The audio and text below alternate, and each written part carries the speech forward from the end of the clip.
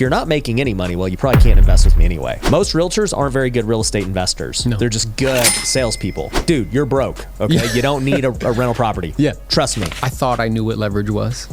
I didn't. What most people don't realize what the real value is that the audience compounds. So if you look at all the richest people on planet Earth, Larry Ellison, Oracle, code, Zuckerberg, code, Tesla, code, right? Because traditional success in our business is working 70, 80 hours a week. And you pound on your chest grossing like $1.5 million, but your net is like, you know, after expenses is not that much. A guy called me yesterday to create like a flipping company. I appreciate it. Thank you. I'm not interested in that at the moment. I think that realtors, I don't even want to talk about realtors. Anyways, so, dude, you got like a million sayings. Yeah. Do you have a philosophical background? No. Still going on seller appointments, just fully focused on my house flipping business. And I said, guys, I'm done going on seller appointments. I'm going to go make YouTube videos. Yeah. Dude, everybody was like, you are an idiot. Yeah. Like, what's going on, Wealth Builders? Today, I've got somebody special. He is a real estate agent. Now, before you try and leave, okay? You know, I know I hate on real estate agents a lot, but I like what this guy is doing for many reasons. Number one, he's not just an agent, okay? Even though his credentials as an agent are incredible. He sold over 2,000 homes in a very short period of time. He's built a big downline, so he's got that stream of income. He's invested millions as an LP in syndications. So we'll talk about that. And he's also gone through our Wealthy Creator program and building his presence online and just making it happen. So I got none other than Aaron Novello. What's up, man? What's up, brother? Appreciate being here with you. Yeah, thanks for coming, man. For sure. So you guys are here for EXP Con. Correct. And now you're at the studio, dude. I am. Yeah. Is this your first time at the studio? It's the first time, yes. Okay. And where are you coming out of? Fort Lauderdale.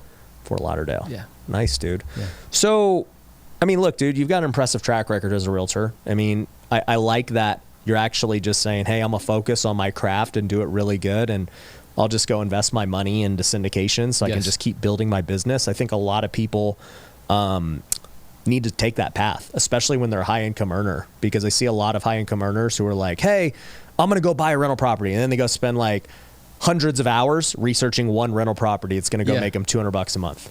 Precisely. So I think that it's like an issue of focus.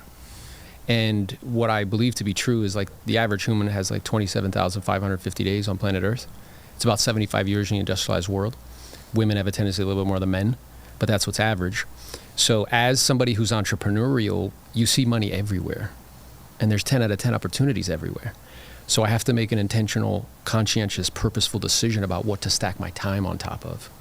And what I realized is that I don't believe that people should focus primarily on their investments, the majority of people, until their investments produce more income than their earned income. Okay. And that's, for the most part, most people. So by staying completely dialed in and focused to selling real estate in high volume, I would store and invest about 50% of all the income I was earning into assets that pay me money, because I saw that as the vehicle to create freedom. And I'm aware that that works. It takes a while, but it does work. Mm-hmm. And that, you know, allows me to just be 100% focused on what it is that I'm doing instead of getting distracted with duplexes or other things. Yeah. And I always wanted access to the investment vehicle of real estate. I think what's also true is people have to know their natural disposition. Some people are not, their natural disposition isn't to like manage or maintain or all that other stuff. And I wanted access to the vehicle.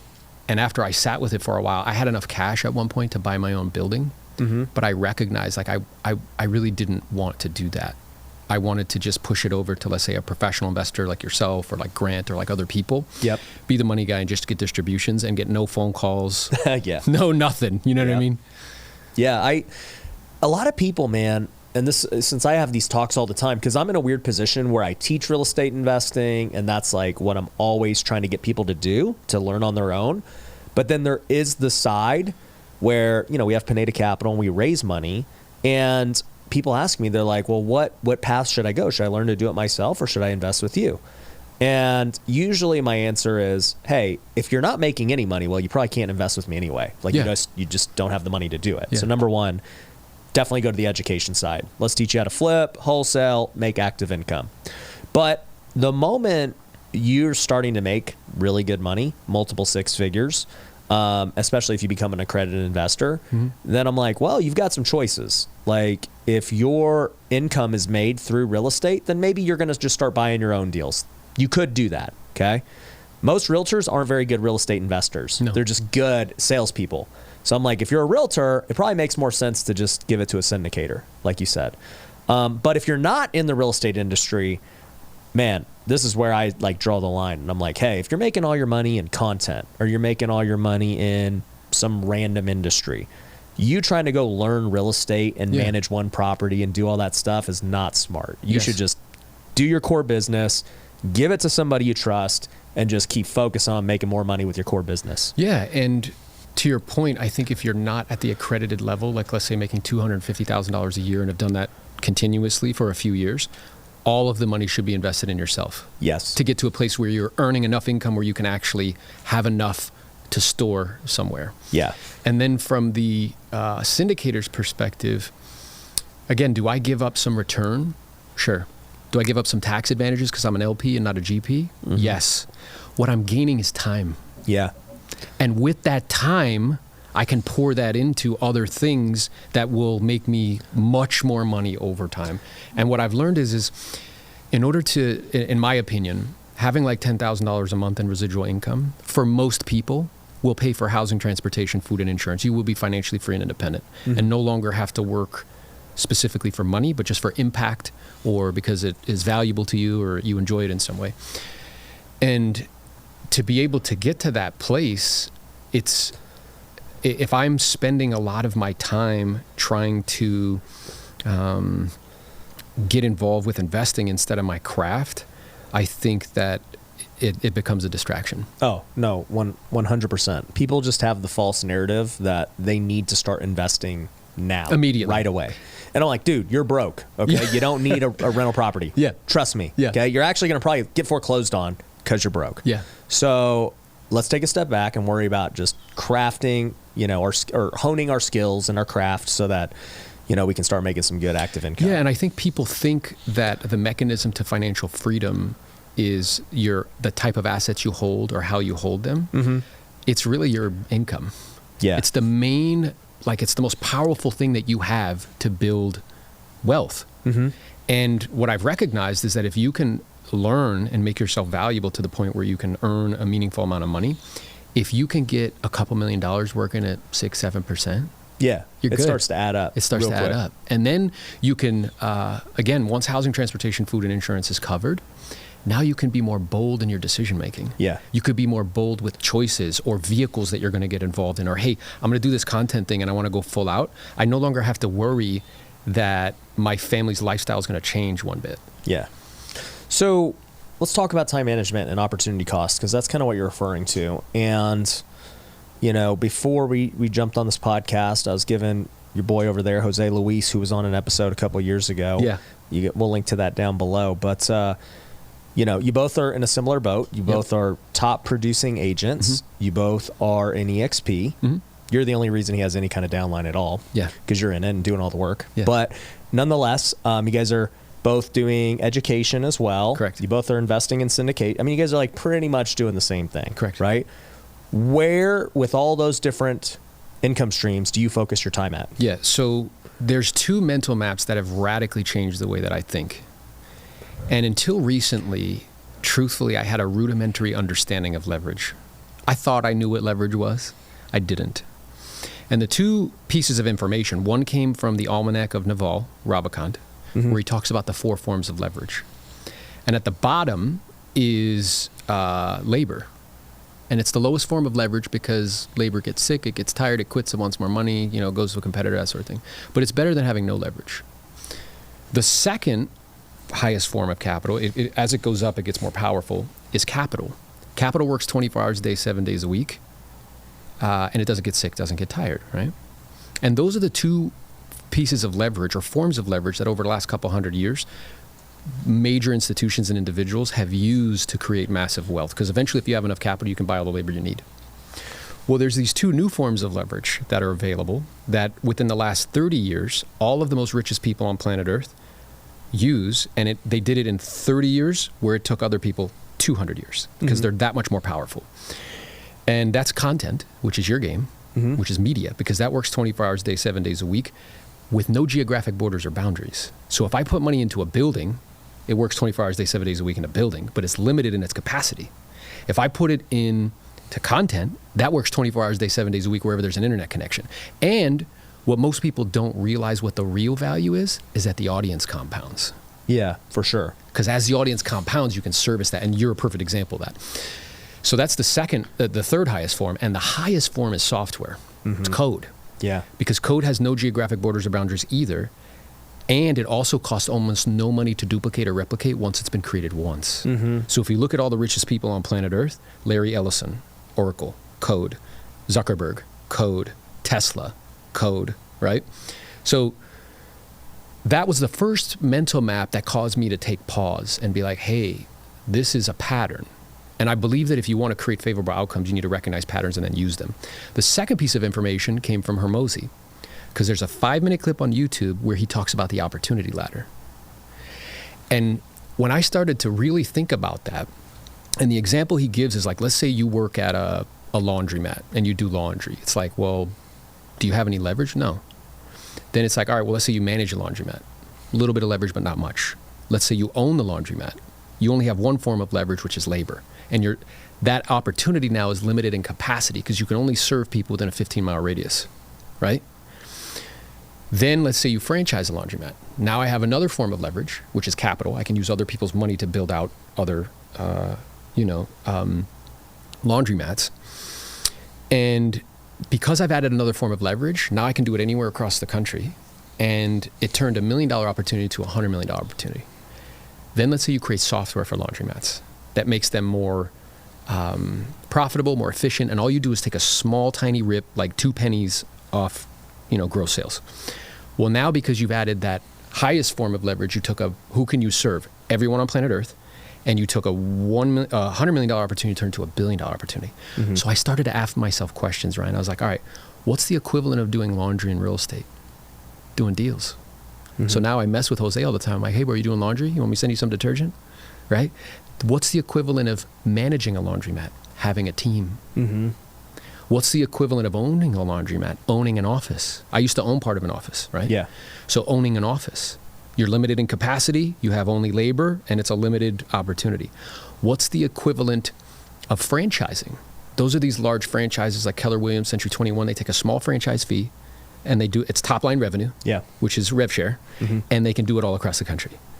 But then I started to ask myself, what's the equivalent of software? What is software that you can plug into to do transactions? Because all brokerages are really just platforms to process transactions with some kumbaya and some hand-holding. And what I realized is that cloud-based brokerages like EXP, it's just software. Because for $150 and $85 a month, you could plug into the software anywhere on planet Earth. So as I looked at those two, I realized, I'm not doing the media piece. That's why I got in contact with you and your team. Because I recognized the pattern. Then I recognized, doing deals is the lowest form. I'm on the lowest part of the opportunity ladder. And I was at a place in my life at 42, like my kids are 13 and 10. I wanted to reclaim time because traditional success in our business is working 70, 80 hours a week. And you pound on your chest grossing like $1.5 million, but your net is like, after expenses is not that much. And you're sacrificing a lot to do that because there's no way around it. There's only so much time in a day. So as I looked at all of that, got clear on why I wanted to do what I wanted to do, to climb the opportunity ladder and to use media, it became very clear to me that the highest and best use of my time is attraction. Because it's the most leveraged thing that I can do, period. Where if you, like people that are really wealthy, they get paid multiple times for doing something once. So like I've personally brought, let's say 40 people into the company, but those 40 have went out and got like 150, let's say 155. So that's like a multiple of 3x, 4x. And as it builds out, it'll be 25x, 30x, right? And I asked myself a question because there needs to be a filter to decide what's worth my time. The first one is does it compound and is it leveraged with those two mental maps? If the answer is no, it goes away. I don't even look at it anymore. The second is a filter. Can I make at least $1 million a year doing this? If the answer is no, it's not worth my time. I'm not interested. Because there's a lot of people guy called me yesterday to create like a flipping company. And I'm like, look, dude, I appreciate it. Thank you. I'm not interested in that at the moment. I know I can make money doing that, but it's not leverage and it doesn't compound. It's just a mechanism to raise cash, and I'm not really interested in that at the moment. Yeah. I think EXP is a scam. So we can all perform the same service. Like if I was in a room of 1,000 agents, I'd be like, hey, how many of you guys have a real estate license? Do we all make the same amount of money? And how'd you get listings? So by learning how to sell the service. So actively prospecting, because it's a low level opportunity in a sense. It's just a mechanism to raise cash. What I said to myself is like, look, I don't know what the way is, but I'm gonna either find the way or make the way. You guys don't even know, because everyone's like kind of drinking coffee, and then they might go on one appointment, and then they come back and they chit chat, and then they're on the MLS and they go home at 5. Yes. I'm literally gonna smoke these people. If investing's a Honda, how is EXP a Ferrari? To me, selling 100 homes a year as an agent is like winning the Super Bowl. I don't believe in this whole freedom crap. There's nothing wrong with crushing it as a realtor. I know I'm just like talking a bunch of crap. No, but and it's all right, guys. Today on the podcast, we are going to get into it because we got a realtor here. Let's go. I don't even like realtors. That's So good. we're gonna see how this goes. So how's it doing, Aaron? doing great, man. You Thanks, doing guys. good? Yeah. Okay. So wanted to have you on the podcast because I am not convinced that being a realtor makes sense in 2023. Sure. I think EXP is a scam. I think that realtors live in a box, and they have so much earning potential, but they don't even realize it because they're so busy chasing 2% and 3% commissions that I'm here to break that today with you. Okay, it's good. Let's do it. Yeah. So I guess before we get into that, who are you? Tell people who you are. Yeah, so my name is Aaron Novello. I've had the good fortune of helping buyers and sellers for about 17 years. Oh, I've sold 2,000 properties in my career. that's it. Yeah, 100 homes a year, 10 years in a row. I did 200 deals a year twice. Okay. And then I created a coaching company to teach people how to sell real estate in high volume. Got it. And currently what I'm doing is building an organization within EXP. Oh, okay. Okay. Okay. So, From all of those things that you just said you don't like. yeah. Which is fantastic. And I used to be a realtor. So, but I guess, like you said, so much is hard to, how did you scale being a realtor? Yeah, so I think that by definition, a lot of being a realtor is a technician job.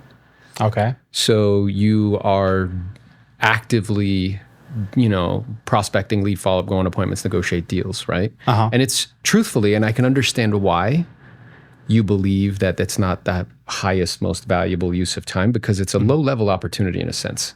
I would propose that flipping, if it's not done at scale, is the same. Because what happens is it's just a mechanism to raise cash. Yeah. And then the question is, what do you do with the cash? Right? So a lot of flippers live off the flips. Yep. And they don't have any residual income. And a lot of agents do the same thing, which is that if they learn how to sell real estate in high volume, they can raise a lot of cash. Like you can make $1 million on real estate, like just doing onesies, right? Yeah. At the same time, if they're not forward thinking and they're not recognizing, hey, this is a treadmill. There's no way off of this treadmill. And they're not taking a meaningful portion of what they're earning and investing into things that pay them money, then they're going to fall into the same trap. Yeah. Right? So I recognize two different things. So my first calendar year selling real estate, I made $13,000. So it's not something people would be on a podcast for. Yeah. They would not put you on a panel. They wouldn't ask you to do a keynote. And they definitely wouldn't pay you to coach them how to do that. The reason was, though, is I had an inaccurate assessment of reality. Okay. And, Ray Dalio in his book Principles, he says you need an accurate assessment of reality in order to produce a good outcome. Okay. He also gives us a formula.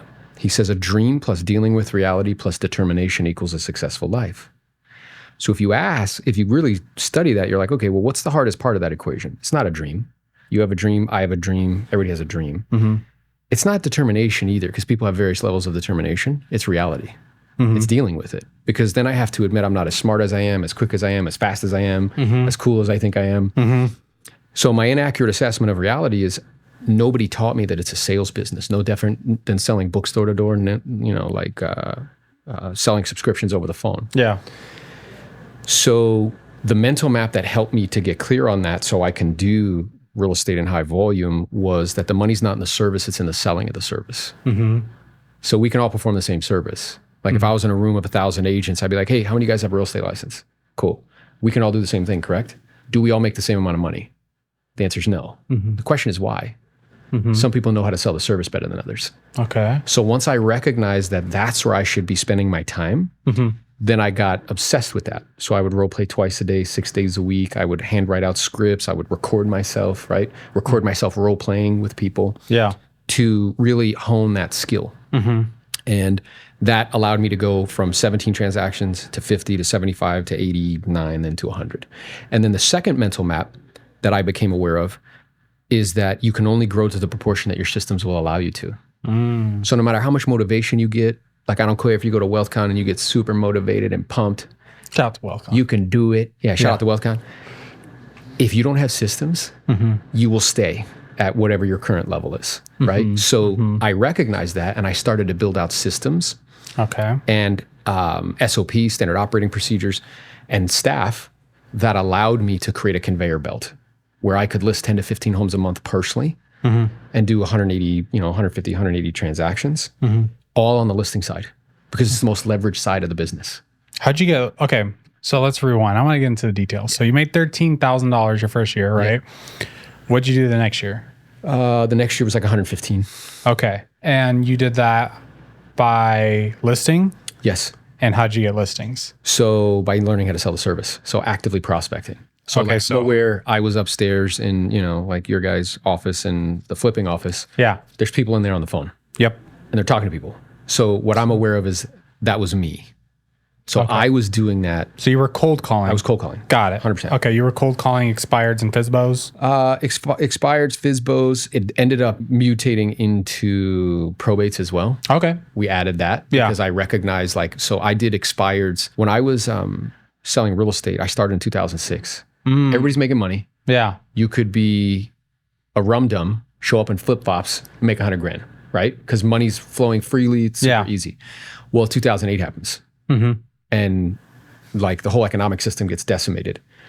So if you were using traditional methods of doing business, like your past client centers of influence, you're not gonna do any business. So expireds though exploded. Oh, okay. There's a lot of expired. Yeah, because no one was selling. Yeah. So there's like 250 to 300 a day. I couldn't even call them all. So I would set 3 appointments, cancel. Sounds like a realtor's heaven right there. Yeah, it is. It's like manna. Yeah. So I would set 3 a day, cancel 2 because they didn't have equity, and go on 1. Then what happened though in 2011 and 12 is the marketplace got better. 10, 11, 12. What happens to expireds? They go down. They shrink. Yeah. So I would like to, say hey, I noticed that and I made this very mature decision to rotate into probates. That's not what happened. Yeah. So for 90 days, I'm banging my head against the wall and I recognize, there's not enough leads here for me to keep growing. And what I said to myself is look, I don't know what the way is, but I'm gonna either find the way or make the way. Yeah. And just by happenstance, serendipity, a buddy of mine had ordered a course on probate. He gave me access to it. And I started to, look at it. The other thing that's true is I live in heaven's waiting room. Where's because that? in Florida, we have the largest elderly population in the country. So it's a source of business that is market independent. Got it. Regardless of market dynamics, people pass away. Yeah. So I got serious on it. I started to shrink the amount of time I called expireds, boost the amount of time of probates. And within 4 years, it became 50% of our business. Got it. Yeah. I actually went through a transition very similar. So I used to be a realtor here in Vegas. Awesome. And big Mike Ferry agent. Yeah. And I was killing it, calling expireds and FSBOs. And then I would door knock expireds. And then I moved to California. I lived in Chino. And the problem that I faced was there wasn't a lot of expireds. And to drive to expireds takes way longer in California. It's not efficient. Yeah. So here in Vegas, I could door knock like 20, 25 in a day. Cali is like 3 to 5. Yep.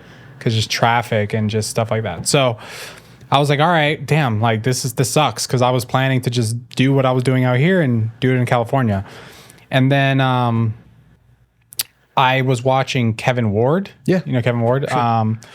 He was talking about NODs and probates and all this stuff. And then I was like, all right, I don't know what NOD is, but I started calling NODs and then started getting those listings, started doing short sales, and then started realizing how much flippers were making. And I'm like, I just worked the short sale for 6 months and made 2.5%. Yeah. And then I paid my broker 25%. And this flipper just made 60 grand. Yeah. I'm in the wrong business. Yeah. But yeah, so very similar stories. So, all right, you got into probates, you started making 6 figures. Then what happened? Yeah. So I did that continuously for a while. How long? And 10 years. Okay. Damn. Yeah. And I love that. He's like, how long? Yeah, because I 10 know. years, bro. So, and what I started to recognize though was that. And by the way, there's nothing wrong with that. There's nothing wrong with crushing it as a realtor. I know I'm just like talking a bunch of crap. No, and it's dope because what we're doing is triangulating ideas of believable people. Yeah. And 100%. what ends up percolating to the surface is the truth. Yeah. And I believe that there's a million ways to make money. 100%. A million. Yeah. And there's only a handful of ways to lose it, and it's all psychological. So if you can figure out what your way is to make money, and then there's stages to wealth creation. One is earning money. Very few people are good at that. I think it's something like 95% of the population makes less than $120,000 a year. So it's infinitesimally small. Then you have to learn how to keep it. Less are good at that. Yeah. And then you have to learn how to multiply it. Yeah. And even less know how to do that. Yeah. So there's stages. So whatever your hustle is to raise cash, like I love it, bro. Yeah. Do whatever you're doing to raise the cash. Whether you're flipping, you're selling homes, great. Yeah. Because they're both mechanisms for just that. Yeah. But they're not mechanisms for financial freedom. No. Financial freedom comes from residual income that covers housing, transportation, food, and insurance. Yeah. So it's like, if your identity is wrapped up in just being an agent and doing deals, and like you puff your chest out and go to events because you do 100 deals, Got a little ribbon. you have a problem because I know a lot of dudes who are still in their 50s knocking on doors. Yeah. And what I would say to people, because I was usually the youngest one in mastermind groups, I'd be like, look, guys, I'm not saying this to be a jerk. If I'm still on this call in that age bracket and I'm still talking about contacts and listings, Yeah. I screwed up. Yeah. I did something wrong. Yeah. Right? So whatever the mechanism for raising cash is, it's cool. The goal and objective is to have residual that covers housing, transportation, food, and insurance. That's the goal. Yeah. Because then you have financial freedom. Yeah. And you no longer have to worry about, like, is my family gonna... If I was to disappear off planet Earth today and I couldn't take a listing or I couldn't flip a house, the question is would my family's lifestyle change at all? Could they still go to private school? Could they still shop at Whole Foods? Could they still take a trip? And if the answer is no, you have to rethink what you're doing. Yeah. Yeah. So, all right, go back. Yeah. So 10 years, and then what happened? So then I realized the next evolution is to build like a team. Okay. Truthfully, though, I didn't have a heart for that. I wasn't really interested in it. I didn't want to manage humans. I didn't want to do that. So then I did the next thing, which is to monetize the skill. So everybody would reach out to me and they wanted to role play with me or they wanted me to coach them. So then I built a coaching company. Okay. You built a coaching company. Yep. When you were crushing it for these 10 years, like how much money were you making? Yeah. So anywhere between like the last year I was in production was 1.5 million. Damn. Yeah. Is that gross? That's gross. Okay. Yeah, net is probably like 40%. Okay. So 45%. 450, 500. Okay. Net. Net. When it all shakes out. That's good. Yeah. Okay. And then, so you were crushing it and then you started a coaching program. Yeah. And then the coaching program was teaching sales or probate or. So it was teaching people the skills that I'd acquired because all of that, 80% of that business was listing sold. Oh, okay. So I was just a listing machine. You were just a listing agent. Yeah. So I was teaching people those particular skill sets. And then what also started to happen is I would teach them the systems that we created to be able to do that in that volume. Gotcha. And also the mindset that's required because if you're going to do that, in my opinion, and this isn't an egotistical thing, it's just true. I was telling my wife the other day, like if you want to me, selling 100 homes a year as an agent is like winning the Super Bowl. Yeah. It's difficult. Oh, it's super hard. And it needs to be the only thing that you do. Yeah. Like it requires everything. Like a professional athlete, it's everything that they do. Blood, sweat, tears, like the whole thing. Yeah. And I think if you could do it once, like athletes, if you could sell 100 homes a year once, you're good. If you could do it twice, you're like a Hall of Famer. If you could do it 10 years in a row, consistently, year after year after year after year, that requires a certain kind of approach, mindset, like that sort of thing. So that's what I was teaching. Yeah. So, and I know I give realtors such a hard time, and it's because I know it's so hard. Yeah. So I did like the max transactions I did in a year was 50, and that was just by myself. Which is awesome business, by the way, because like in most offices, you're like the top agent. Oh, I was a top agent. Yeah. So I felt great at the time. Yeah. So I did 50, and it was hard. Really hard. Super hard. Yeah. Then that's why I'm so hard on agents. I'm like, you guys don't even know. Like, there's easier ways to make money, but they just don't know. But I do respect agents because it is a hustle. It is a grind. It is freaking, you're dealing with your customer service, sales, everything, legal, a therapist. Yeah. You got to manage dogs, a landscaper, whatever it takes. 100%. You got to be there to figure out the problem. What I share with people, it's like it's a crash course MBA. Yeah. Because you have to do so many things all at the same time. And I think also too, agents, they do serve like a really important purpose, like in society. Yeah. Where they, it's a really big emotional transaction. We think that we're thinking beings that feel when we're really feeling beings that think. Oh, yeah. And people are way more emotional than they imagine they are. Mm-hmm. And, if there wasn't a need for them, they would have disappeared when the internet came around. Oh, yeah. And the reason why Zillow and all these companies that are pushing into the space that if they could get rid of us, they would.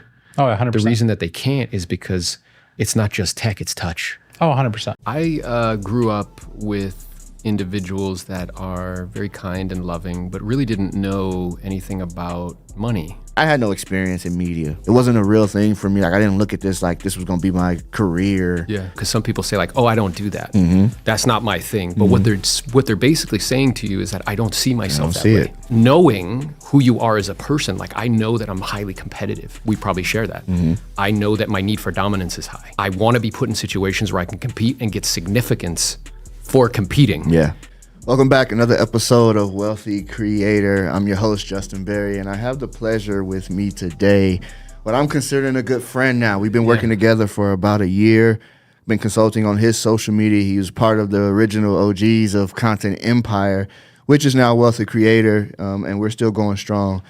I have with me Aaron Novello. Yeah, what's up, brother? How you doing, man? It's awesome to have this conversation with you in person because we speak on a regular basis, like bi-weekly, and now just to do this in person is great. Oh man, it's awesome. I'm so glad you was able to make it. We've been planning on this for about 6-7 months now, trying to get you in, and it's good. It's WealthCon week this week, so you get to see some of the inner workings of everything and the prep for that. So that's exciting. But yeah, man, I'm happy you're able to come out. Truly, for sure. So Aaron, I'm gonna jump straight into this thing, man. I want to know, I know you as a great businessman, but I want you to tell a little bit of your story so that people can begin to understand who Aaron is, the person, the businessman, the business owner, the individual. Tell me more about yourself. Yeah, so I grew up with individuals that are very kind and loving, but really didn't know anything about money. And I watched what that environment can do, right, with lack of resources and the things that go along with that.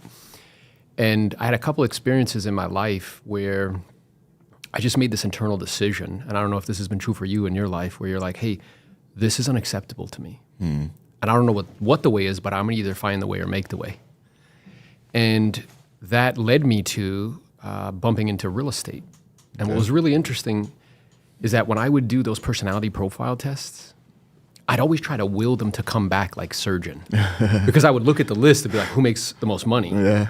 And they would always come back salesperson. And I would always try to push it away and be like, no, like that's not what I want to do. Yeah.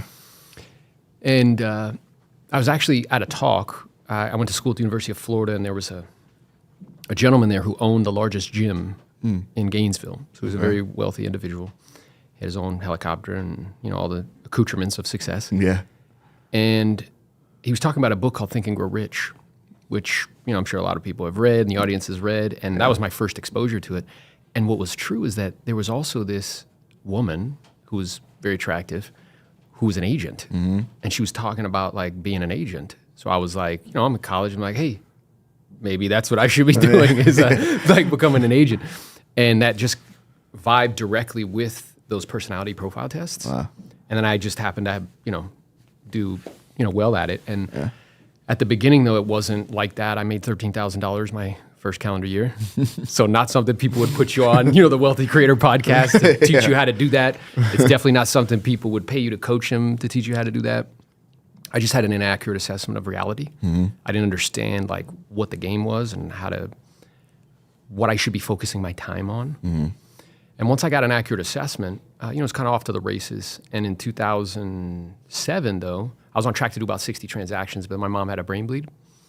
And in a very short period of time, she was young, she was like 27, I shut down my business immediately within a week, gave away all the listings, all the pendings, and I moved back home. And I started over from scratch. And what was really, I would prefer that didn't happen to my mom, obviously. At the same time, it gave me this internal kind of knowing, which was I had a particular skill set on how to list and sell property in high volume. And that gave me experientially a knowing I can do this anywhere if you just drop me anywhere. Yeah.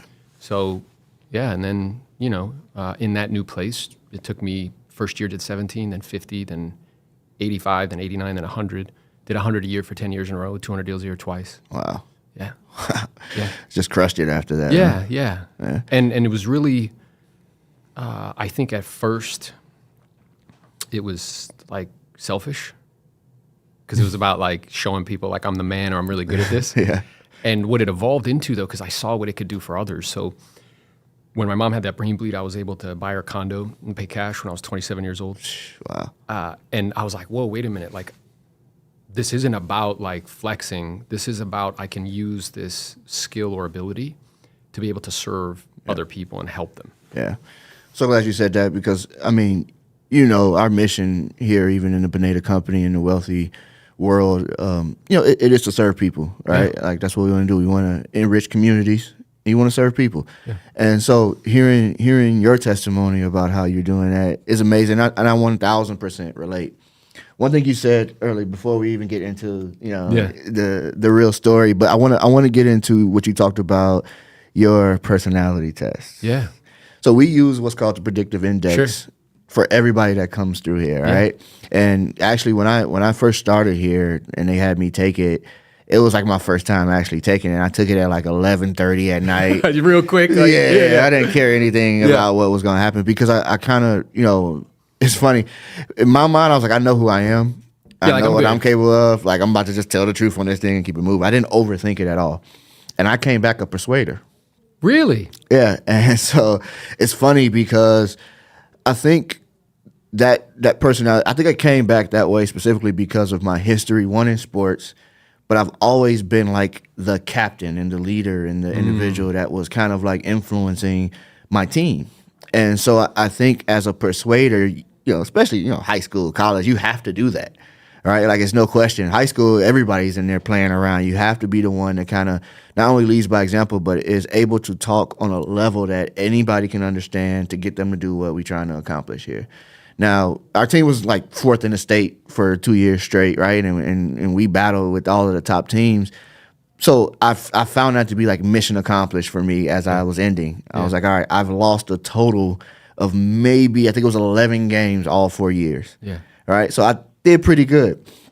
Then when I got to college, I was like, oh, I'm starting all over again. All right. And even still, it was like, all right, how can I, get implemented in this new system and this around these new teammates? Some of them are fifth year seniors. So now you're an 18-year-old kid with grown men, right? Like you're trying to figure out how to, really kind of make yourself a presence in a locker room that already is established.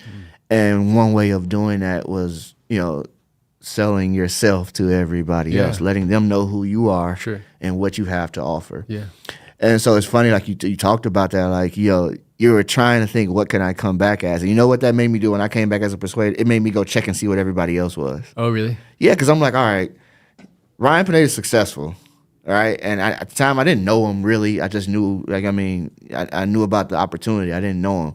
I'm like, let me check and see what he came back as, because if I'm anywhere near that, okay, I know. I'm good. Yeah, just follow the footsteps, right? Yeah. Like, and then I start checking everybody else, like that was in leadership roles around the company, and I'm like, okay, what are they? Like, where did they fall on this predictive index? And then I'm like, how true is this thing anyway? So then I actually read it, and it's so spot on. Accurate. So accurate. Like, it's unreal how accurate this thing is. And so, but yeah, I say all that to say, like, you're 1000% right about going and being like, okay, I need to make sure I come back as, a certain thing, but it does help. Not only, it helped me with the confidence to be able to kind of step out and be a leader in positions that I never, like, I had no experience in media. right? Like it wasn't a real thing for me. Like I didn't look at this like this was gonna be my career. When I was playing ball and when I was doing other things, like that wasn't in the plan. I just had fun doing it on the side, kind of a side hustle if I could make some money. And so I'm saying all that to say, like I can totally relate to how you were like, all right, what am I coming back as? It didn't fit what you thought of yourself. Yeah, and I think what's true is that you can only behave in accordance with the way you see yourself. Yeah. That's like, and what's interesting to me about that is, and that applies to social too, because some people say like, oh, I don't do that. That's not my thing. But what they're basically saying to you is that I don't see myself that way. It. Yeah. And so then it's like, okay, how do I work on self-image? Now, part of it is data. So if you take like the predictive index and you know you're a persuader or a captain or a maverick or, whatever your profile is, that helps you to get clarity between the difference between the way I think I am or the way I actually am. Right. So I had a coaching client recently and he's like, hey man, I think that you see me different than I am. I said, that's quite possible.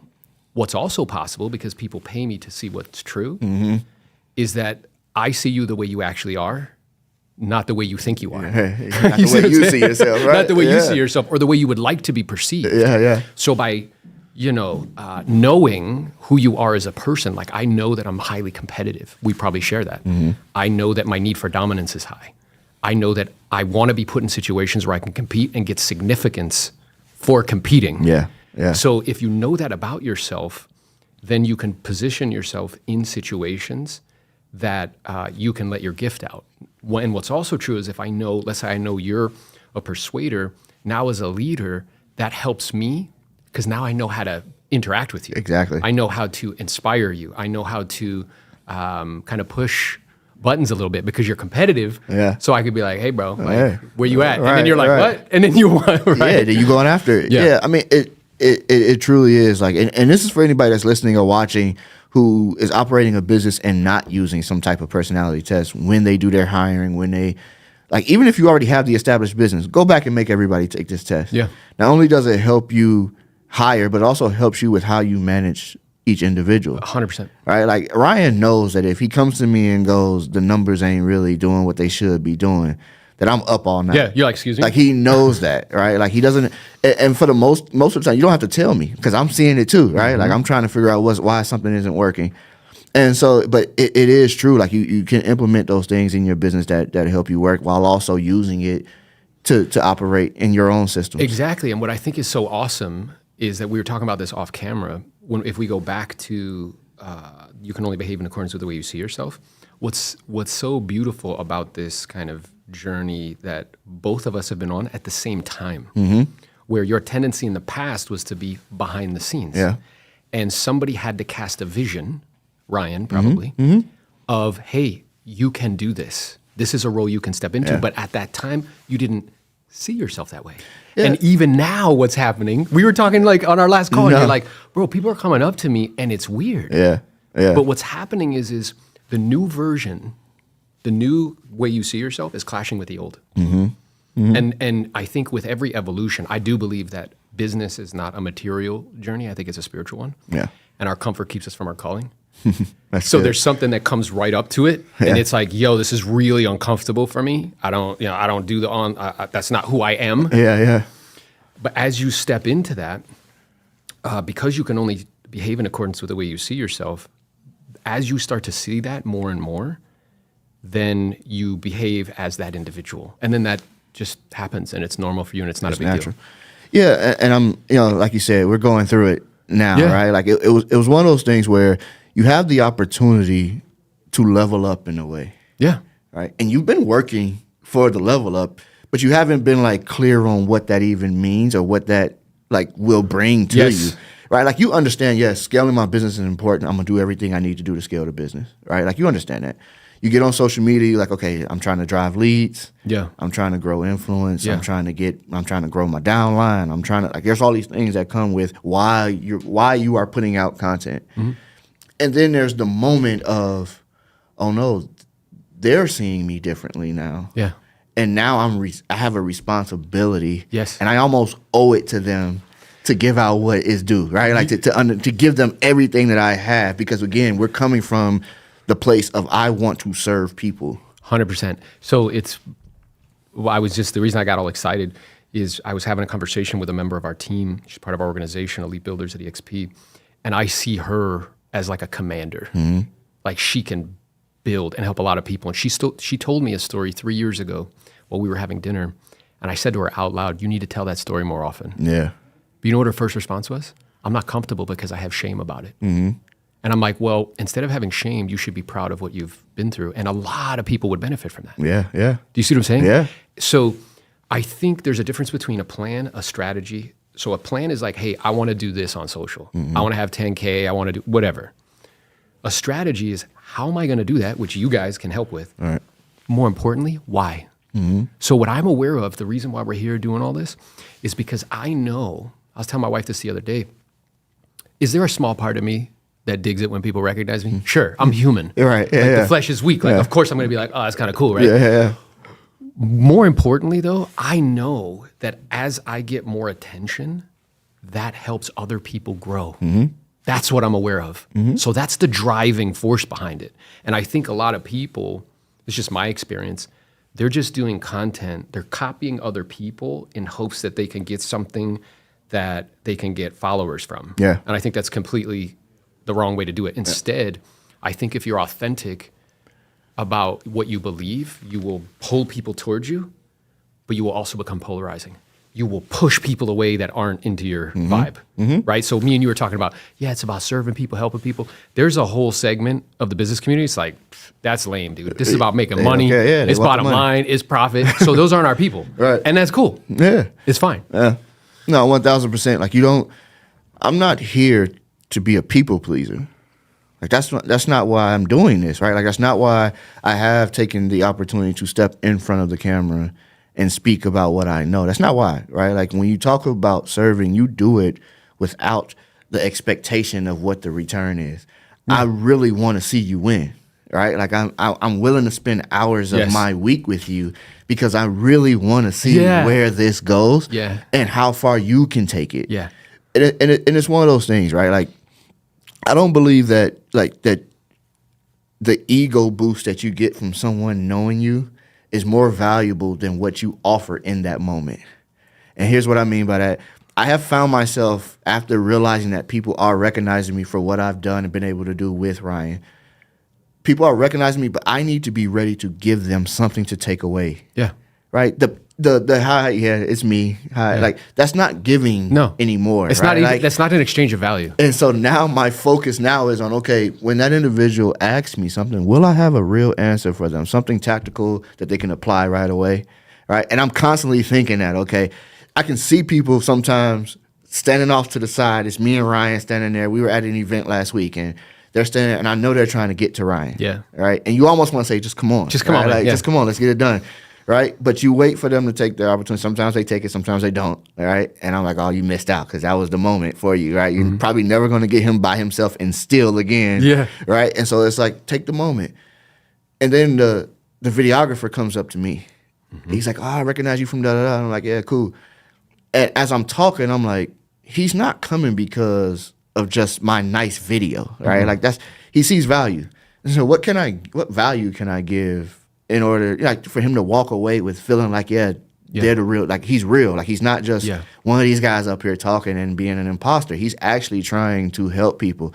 And so I think for anybody that is having that experience, right? Because I tell everybody's an influencer. Yeah. No matter where you're at, you're an influencer, right? Like somehow you influence your home, your family, your friends. Like you have some type of influence. Are you really giving them value though? Are you making yourself more valuable by giving out the value? Yeah. Right. And so it's like those moments I'm like, make sure, Justin, you actually have something to say. Right. Like it's cool. Like, it's me. It's not okay. It's just not enough for me. It's not. You know what I mean? And so I'm finding myself there over and over again. Okay. What information can I share with them that will help them take whatever they're doing to the next level? Yeah. And what is true for me as I hear you say that means like you are, you're equipped to be a leader because you're thinking to yourself instead of, the value of this is the boost of ego. It's not like, if you recognize me, that's cool, but I want to be able to exchange value with you. Like I believe, I was telling my wife this the other day, before I go on stage or before I do a talk, it's more like, hey, listen, like, thank you for this opportunity. Thank you for this platform. Thank you for the ability to be able to share something that could be positive or helpful in some way. So give me the strength, give me the emotional intelligence, give me the intellectual intelligence, give me the recall, give me the sense of humor. Give me the enthusiasm to be able to pour out so I can help somebody in a positive way. And reminding myself, it's not me, it comes through me. Right. And this isn't for me, it is for you, right? And it's for them. And like, amen. And then you go do your thing. And I think if you do that, it creates like a shield, a protective shield, where it's so easy for that to go straight to your head. And, you know, start to make it about you. Yeah, you have to know that it's not you. Right? Like if you're truly walking in a calling, it's not you that's even doing it, right? Like what you're saying isn't coming from you, right? Like you're doing everything to exercise the muscle, but it's a calling. So you know, you have to be aware of that and know that. And I'm aware, man. Like I'm telling you, like I don't take anything that I've experienced in the last 6 months, 7 months for granted. Because I understand that this is the beginning. And I know where things can go, right? Like I've actually been a part of so many different situations that have seen growth, an individual grow now, that I'm like, okay, Justin, if this is something that he's calling you to, you got to do everything you can to be prepared for it. We're here at JSX here in Burbank. We're actually going to be traveling to Las Vegas. Aaron Novello is going to be on Ryan Pineda's podcast on Monday. Tuesday, we're going to be meeting with some elite builders at EXP Con. So we're going to be giving you some behind the scenes of Ryan Pineda's studio. We're going to be giving you some behind the scenes of us networking with our elite builders at EXP Con. And then we'll be back in Ventura County. So we just landed in Las Vegas. We're going to have to go see if Novello is still awake. What do you guys think?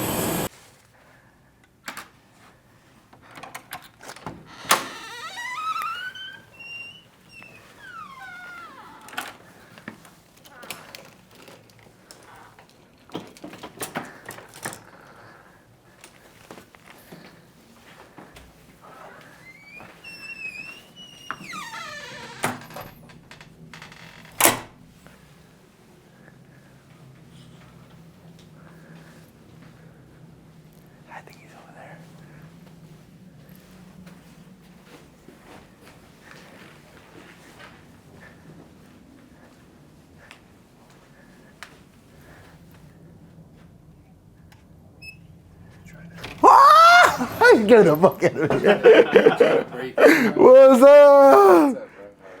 You sleeping or what? It's time, Yeah? How are you? Yeah. What's up, big dog? Hey, show him the muscles, Novello. Show him the muscles, bro. Show him the body transformation. Let me see. How do you turn on the light? How do you turn on the light up in here? Brad Pitt Fight Club up in here, bro. No, I've had this on my wall, bro, to do the Pineda thing. Oh, yeah? The whole year. Coming true. Yup. You know what's funny? I have windows like this, but they're darker where you can't see anything on the inside, and people are like this. And you can see what they're doing. I think This some is stuff dope. for Look. the events. Hey, what does it say right there? Build Leaders. Yeah, that's what we're doing. And enrich communities. That's what's up. That's dope. Oh, look, there he is. I'm gonna go say what's up to Justin. There he is. Come on, man. What's up, Playboy? How you doing, dude? Good. Nice to see you. Nice. This is Jose. I don't know if you know Jose. He's my What's up, man? business How are partner you? with EXP. How you doing, man? Good. What about you? This is the guy with all the juice on heard social. good things bro. about you. Oh, appreciate It's the guy who's appreciate it. teaching me everything I know, you know? Yeah. Hey, Austin. My friend, let me introduce you to some of the team. Yeah, some of the team. Let's go. Josue. What's up, Josue? Josue. How you doing, brother? Josue, he's Nice the to meet newest member you. of Aaron. squad. He's our, What's up, brother? artillery How are you? player. Nice to meet you. Yep. Austin, this is the 17-year-old phenom. Oh, the 17-year-old phenom. Yeah? Right now, today, I think we got 7 podcasts to be filmed today. Ryan's gonna do 7 in one Not day. Ryan, but we got the company. Oh, how many will Ryan do? investor. Like 2, maybe? Ryan's doing 2, I believe. Oh, okay. today. Yeah, I think Ty Lopez is supposed to come. Really? I'm not sure if he's coming. I'm not sure if he confirmed it, but I know he was. Oh, that'd be He dope. was on the schedule. So. Yeah. So the formula is like having multiple spaces to shoot multiple podcasts at the same time or throughout a day. Yep. And then you have a teaching space where people can come. We were like, all right, enough now. Like, let's just. And what's wild about this to me is like, this isn't huge. So if you think about it like from like Apple, their dollar per square foot is dumb. It's like the best in the industry. So what I just thought of is like in this little space, like $1 million can be done in like a day, just in this little space. Been done. I mean,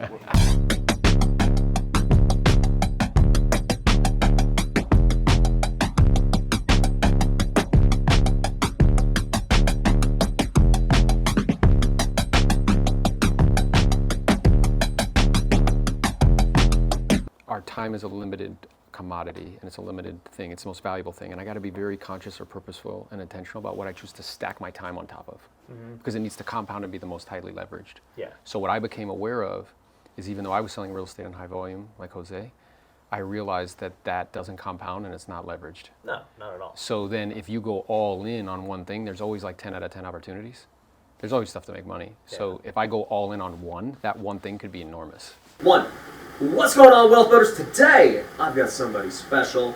He is a real estate agent. Now, before you try and leave, okay, you know, I know I hate on real estate agents a lot, but I like what this guy is doing for many reasons. Number one, he's not just an agent, okay, even though his credentials as an agent are incredible. He's sold over 2,000 homes in a very short period of time. He's built a big downline, so he's got that stream of income. He's invested millions as an LP in syndications, so we'll talk about that. And he's also gone through our Wealthy Creator program and building his presence online and just making it happen. So I got none other than Aaron Novello. What's up, man? What's up, Nelly? Appreciate being here. Yeah. I think Aaron already vibrates at the frequency of some of these high-level people. Like, I think he vibrates at the frequency of Gary Vee, Ed Milet, Grant Cardone. Like, he can have those types of conversations with those individuals. I also think that Pineda didn't expect that from him. Like, and the reason he didn't expect that from him is he's used to having conversations with realtors, and most of the realtors are vibrating at this level frequency. Some are vibrating at this level frequency, and then Aaron's vibrating at this level frequency where he's already thinking a lot differently than most realtors. So they got into a lot of cool stuff, and I can't wait for the episode to come out, bro. That was really good. I thought we had meaningful conversations. I thought we triangulated ideas. I liked that they were pushing. They were pushing. I think that was great. And, you know, like, I think I articulated the ideas clearly and concisely. My hope is that something that I shared is helpful or useful to somebody. I mean, that's the whole purpose. That's why we're doing what we're doing. I think it will be. I think the number one thing for you is just getting on more podcasts, bro. Yeah. That's the number one thing. Okay. If you just get on more podcasts, what you say is at a super high. The way you communicate, the way you express things, the way you understand things, you have a really good understanding of what you're doing and why. And why? Yeah. Not only that, but like you're not doing it to like make money, you know? Yeah. Like it's like you're good with yourself. Yeah. Which I think that's really awesome. That's great, bro. Yeah, it's awesome, bro. I think that's the key. I love you too, That bro. was my takeaway. that was my takeaway from this. Here with Leo Perea. It's awesome to meet you, man. We did a Zoom podcast, and we decided, hey, we're right down the street from each other. We realized we're one county away. I know, we're just neighbors, man. So it's awesome to be here with you. That's actually one of the coolest things about our company. It's completely virtual, and when I talk to people,